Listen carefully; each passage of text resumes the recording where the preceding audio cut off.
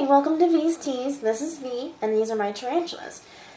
I have 6 tarantulas currently, and several more on the way. I will be using the common names in this video. I have a hard time pronouncing the scientific names, so I'll be posting them in the description. I'll be using the common names that I've heard most often. A lot of tarantulas will sometimes share common names, so I'll make sure I post those scientific names. That way there clears up any confusion. To get started, I'm going to start with the orange baboon tarantula, also known as OBT or orange bitey thing. This is an old world species and it's fossorial. Old world meaning kind of where it comes from, and as we go through you'll kind of see the difference between old world and new world tarantulas. New World are more from the Americas, South and North America. Old World more from Africa. A lot of them are from Africa or Asia. So this is the OBT. I don't know, she is kind of down here in the corner. She is orange. The baboons can have quite bad temperaments. They're bite first, ask questions later. This particular species is from Africa. She is fossorial. She's going to try to burrow rather than be up high. As you can see, she is a very heavy webber. So she's going to web a lot. This isn't a very good display tarantula, so if you're looking for a display tarantula, this may not be for you, because most of the time she's buried somewhere in her web or under the substrate.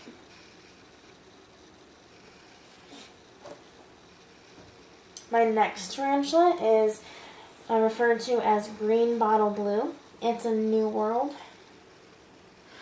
These species are going to be a little bit different than the orange baboon tarantulas.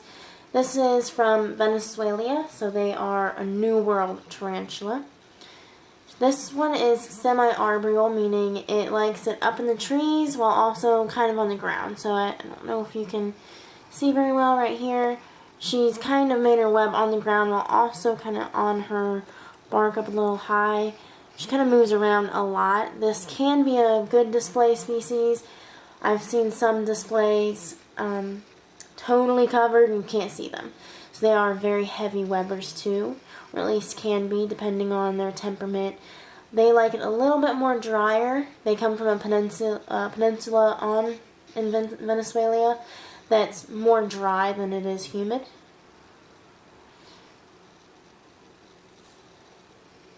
A very beautiful species. Next is my pumpkin patch. This species is a dwarf species, so they're going to stay small. This is as big as it's going to get. This is a smaller version of the species. There's a larger version and a smaller version.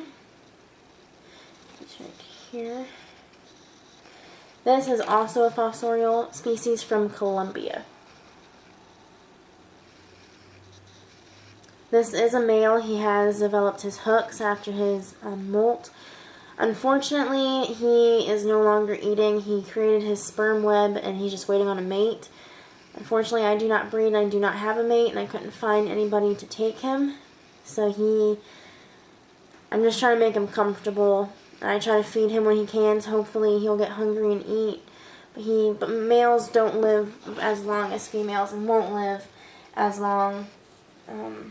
Maybe 6 years maybe. Females can live 20 depending on the species.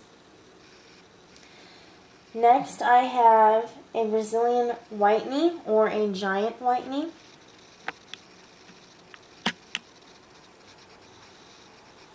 This is the smallest sling I have. Let me see if I can find her. It is right in here. It's buried right now, so you may not be able to see it. Slings this small tend to burrow just because it makes them feel less vulnerable. This will be a terrestrial species, so it'll be sitting up above the substrate. This species likes a little bit more humid. In Brazil, it rains a lot, especially in the forests where they come from. And this is a New World species. Next is not a tarantula. They are millipedes. Unlike tarantulas, this species does not eat other bugs. It eats rotting leaves, different, I'll feed it, like you can see here, they've been eating on apples, just organic material. They like it a little bit more humid because most of the time in the wild they live under the soil, eating rotting leaves, sticks, things like that that they can chew better. I don't know if you can see it. I don't know what gender these are. I'm not concerned about the gender. I don't breed or anything. I do have 2 in this enclosure that I bought at an expo. These species, they don't bite or anything, but I would not recommend handling. If you do, make sure you wash your hands very thoroughly after handling. You should wash your hands after handling any animals, but these ones will secrete a poison from the base of their legs down here. If you were to eat that, you'd get very, very sick.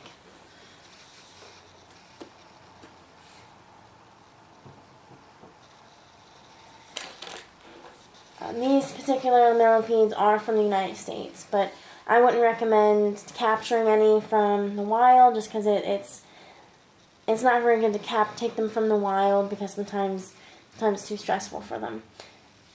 Next is my favorite species. I have 2 of them. They're actually the same age, but I had bought one from somebody who didn't feed theirs as much as I fed mine.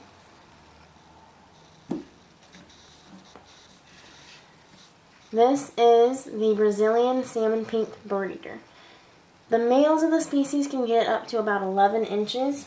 They're the second or third largest species of tarantula. They're very easy to find. They have a lot of eggs at a time, so they're very, very abundant.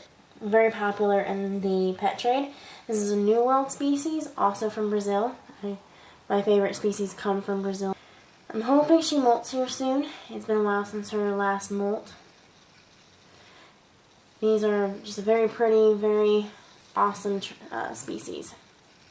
She's about 6 or 7 years old now. This one I did not get as a sling. I got her about 3 years ago.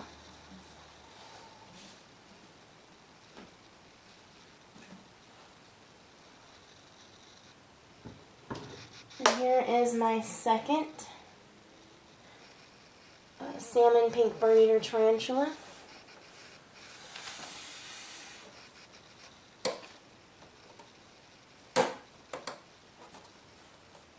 Let's see if I can get this top off, that way you can see her a little bit better. As you can see, she is definitely not as big as the other one. She was not fed nearly as much as I had fed mine. When I had actually got her from the person, she had mold in her cage. The person kind of forgot about her, and that's another reason that you want to do your research before you get tarantulas, because they're not a pet that you can pet or cuddle with or anything, so some people tend to forget about them. I don't know, she just molted, so I'm not going to try to feed her.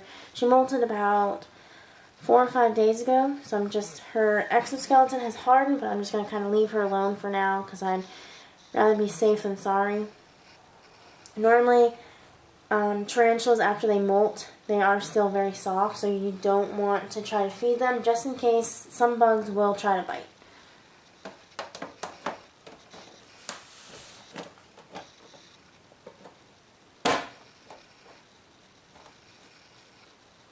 A lot of people say these are very docile tarantulas.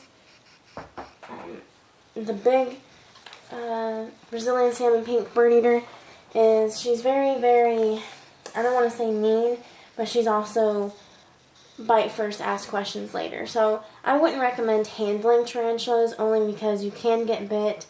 They are venomous, so depending on the species, it's going to be very, very painful. So just just use common sense when handling.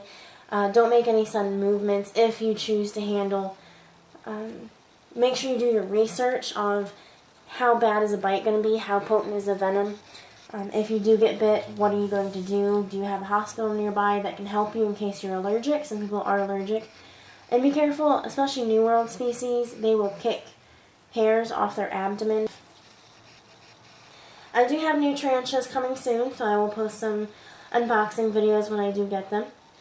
Thank you so much for watching. I hope you enjoyed this video. If you did, hit the like button and subscribe. And don't forget to click the bell to receive notifications for new content. Leave a comment below for any questions or anything you'd like me to cover in my next video. Thanks again for watching, and we'll see you next time.